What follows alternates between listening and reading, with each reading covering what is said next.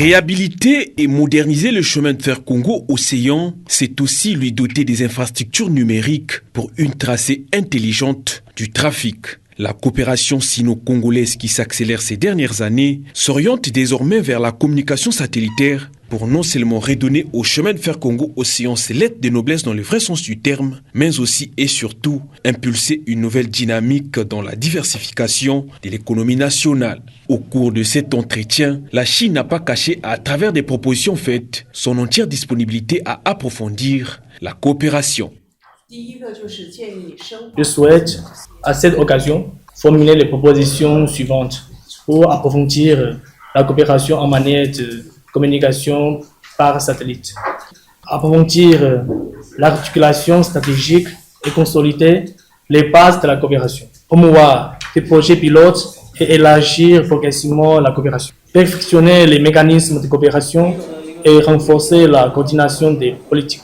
Renforcer la confiance mutuelle et inviter sincèrement à une visite en Chine. En septembre cette année, il y aura un forum de satellites. Nous invitons sincèrement Son Excellence, Monsieur le ministre, ainsi que le président du département concerné de votre pays à effectuer une visite en Chine à un moment opportun pour les deux parties afin de mener des inspections sur le terrain et approfondir les échanges.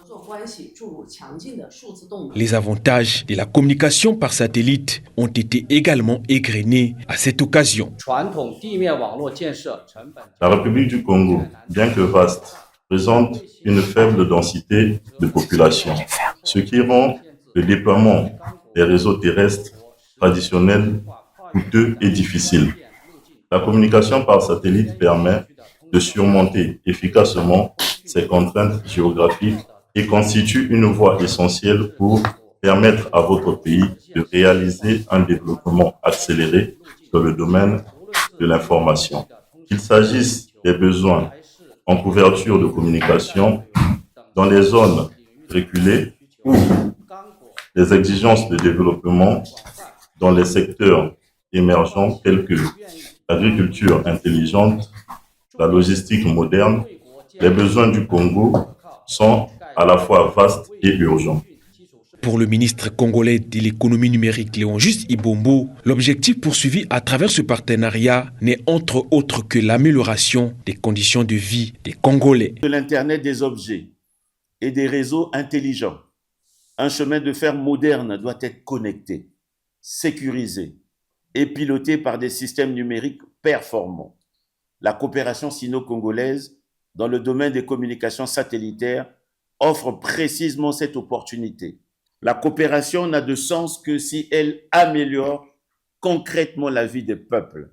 C'est dans cet esprit que nous envisageons notre partenariat dans le domaine des communications électroniques par satellite, un partenariat au service du développement, de l'inclusion et du progrès social. Le partenariat Congo-Chine dans le domaine de la communication par satellite est un autre marqueur que le Congo se positionne dans un cyberespace de plus en plus évolutif, lui permettant d'être concurrentiel avec le reste de la planète dans le domaine du numérique.